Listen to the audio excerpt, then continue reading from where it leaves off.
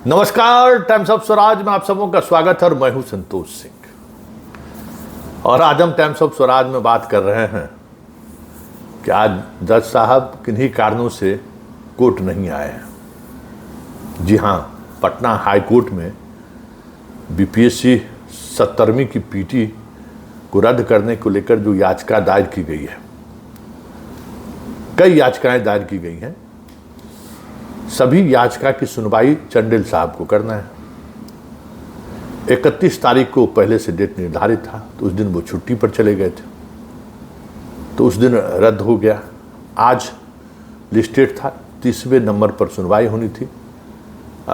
जो खबरें आ रही थी कि दोपहर बाद सुनवाई तय है, लेकिन अचानक एक नोटिस हाईकोर्ट के बोर्ड पर लगा है।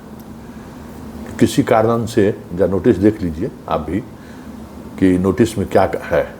हाँ, नोटिस में लिखा हुआ है किसी कारण से आज जज साहब नहीं आ रहे हैं, इसलिए आज जितनी सुनवाई के लिए जो चीज़ें लिस्टेड हैं वो कल उस पर सुनवाई होगी। सब लोग हैरान हैं। अमूमन ऐसा हाईकोर्ट में कम होता है कि क्या तो मतलब अचानक उनको कोर्ट आना हो और वो सूचना आ जाए कि भाई किसी कारण स्पष्ट नहीं है। ऐसे में सवाल उठना लाजमी है कि संयोग है या प्रयोग है। देखिए, जज साहब के नहीं आने पर सवाल इस तरीके से खड़े नहीं किए जा सकते, ना ही ये कहा जा सकता है कि वो सरकार का मौका तो नहीं दे रहे हैं। लेकिन चर्चाएं तो हो रही हैं, चर्चा होना स्वाभाविक भी है कि जिस तरीके से हाई कोर्ट से सुप्रीम कोर्ट तक ये मामला गया है। सुप्रीम कोर्ट ने ये पहले याचिका सुप्रीम कोर्ट में दर्ज हुई और याचिकाकर्ता को उन्होंने ये कहा कि ये अपनी बात हाई कोर्ट में रखिए, सीधे आप सुप्रीम कोर्ट मत आइए। तो उस याचिका पर भी सुनवाई हुई। एक्टिंग चीफ जस्टिस उस मामले की सुनवाई किए। दूसरा मामला, सबसे पहले मामला जो दर्ज हुआ था, उस मामले की चंडेल साहब सुनवाई कर रहे थे। बीच में एक और मामला दर्ज हुआ, उसकी एक महिला जज सुनवाई कर रही थी, जो सुनवाई के साथ ही उसने कह दिया कि एक मामले की चंडेल साहब सुनवाई कर रहे हैं, उस केस को उनके साथ मिला दीजिए। तब चंडेल साहब को ही दोनों मामला सुनना है, जबकि कुछ मामले ऐसे हैं जो इस याचिका के से मेल नहीं खाता। फिर भी ये विषय तो पीटी से ही जुड़ा हुआ है, 70वीं बीपीएससी पीटी से ही जुड़ा हुआ है, तो साथ रखने में कोई ये तरीका भी है, हाई कोर्ट का तरीका भी है कि एक ही इशूज को लेकर अलग अलग, भले आपका तर्क अलग अलग हो रद्द करने को लेकर, लेकिन मूल मुद्दा तो है कि रद्द करना है। इसलिए उस पूरे मसले को एक जगह क्लब करके उसकी सुनवाई करनी है चंडेल साहब का। अब चीफ जस्टिस वाले मामले में जो सुप्रीम कोर्ट के वकील ने जो दायर किया है, उस मामले में पहले से 14 फरवरी तारीख निर्धारित है। वो जो तारीख निर्धारित है वो तो इसके साथ जुड़ा नहीं है। तो 2-3 तकनीकी पहलू इसमें सामने आ रहा है। क्या एक्टिंग चीफ जस्टिस के 14 तारीख को डेट निर्धारित कर दिए हैं, इसलिए जैसे पहले जज ने चंडेल साहब के कोर्ट में सुनवाई को देखते हुए उसने ट्रांसफ़र कर दिया था, तो क्या चंडेल साहब एक्टिंग चीफ जस्टिस जो सुनवाई करनी है 14 तारीख को, 14 फरवरी को पहले से जो निर्धारित है, क्या उसके साथ क्लब करने पर विचार तो नहीं कर रहे हैं? लेकिन ये कोई बात नहीं है, ये जुडिशियल प्रोसेस है, मतलब वो चलता रहता है। कोई पहले ऐसे मामले नहीं हैं जिसमें इस तरीके से चीज़ें चलती हैं। लेकिन सवाल इसलिए उठ रहा है कि मामला सुप्रीम कोर्ट से लेकर हाई कोर्ट तक बीपीएससी के मुद्दों पर ही चल रहा है। अलग अलग तरीके से याचिकाएं दायर हो रही हैं। अब एक याचिका जिस पर कल सुनवाई हुई है, बीपीएससी के चेयरमैन की योग्यता पर ही सवाल खड़ा हो गया है, जिन्होंने 70वीं पीटी ली है और बड़ी बड़ी बातें वो कहते रहते हैं, उन्हीं की योग्यता पर सवाल खड़ा हो गया। और जब सवाल खड़ा हो गया तो सुप्रीम कोर्ट ने याचिका को खारिज नहीं की। याचिका की गंभीरता को देखते हुए उसने नोटिस जारी कर दिया है राज्य सरकार को और बीपीएससी को कि जवाब दीजिए। लेकिन एक बात जो हम बार बार इस आंदोलन को लेकर कहते हैं कि तमाम इंस्टीट्यूशन का साख दांव पर है।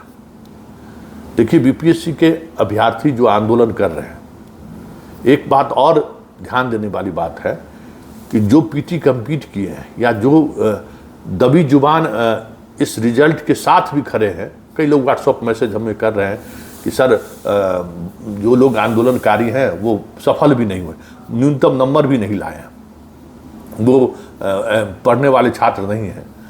अब हो गया, जो होना था सो हो गया, रिजल्ट पब्लिश हो गया तो अब फिर परीक्षाएं होनी चाहिए।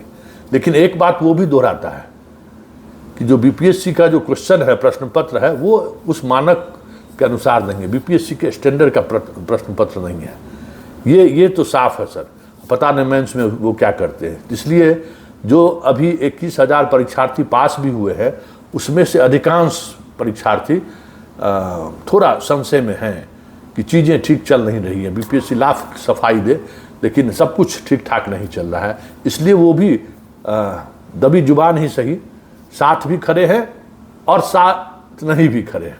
वो भी चाहते कि हो गया तो हो गया, नहीं हुआ तो रद्द हो जाना चाहिए। ये उधेर बुन उनके मन में भी चल रहा है। लेकिन जो बात हम बार बार कहते हैं और प्रमुखता से कहते हैं, जिसकी चर्चा अभी हम थोड़ी देर पहले इसी वीडियो में किया है, कि परिणाम जो भी हो, छात्रों का आंदोलन दूसरे महीने में प्रवेश कर गया है।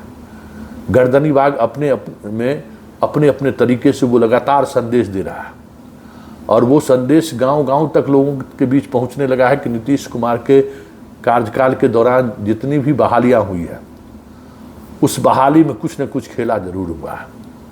नीरज प्रवक्ता भले ही कह दे कि जमीन के बदले तो नौकरी हम लोगों ने नहीं लिया है, लेकिन जिस तरीके से लोगों की बहाली हुई है, 18 senior deputy collector, senior DSP जो बहाल हुए हैं, नौकरी 5-6 वर्षों से कर रहे हैं, उनको कैसे बीपीएससी बहाल किया है, वो एएयू के जांच में सामने आ चुका है। इसलिए भले नीरज गाल बजा लें, लेकिन वो तथ्य सबके सामने है, सबके सामने आ चुका है कि बीपीएससी की बहाली में पारदर्शिता नहीं बरती गई है, बड़े स्तर पर खेल हुआ है। वो एएयू की रिपोर्ट से साफ दिखता है। रजक का छूटना भी जो है सहयोग नहीं है, बड़ा प्रयोग है। खैर, तो सारे के सारे इंस्टीट्यूशन किस तरीके से एक्सपोज हो रहे हैं, ये देखते चलिए। मीडिया का आप हाल देख ही रहे हैं। मीडिया के एक खबर तक चलाने की जहमत नहीं उठा रहा है। इतने बड़े आंदोलन को लोगों ने, बीपीएससी को 4 घंटे तक घेरा रहा, डकबंगला घेरा रहा, लेकिन कहाँ खबर उसने चलाई। 30 तारीख को गांधी जी के जिस दिन हत्या हुई थी, उस दिन छात्रों ने सड़क पर उतरने का काम किया, लेकिन किसी मीडिया ने खबर नहीं चलाई। विपक्ष जो मुद्दों को उठाना चाहिए, विपक्ष भी एक्सपोज हो गया।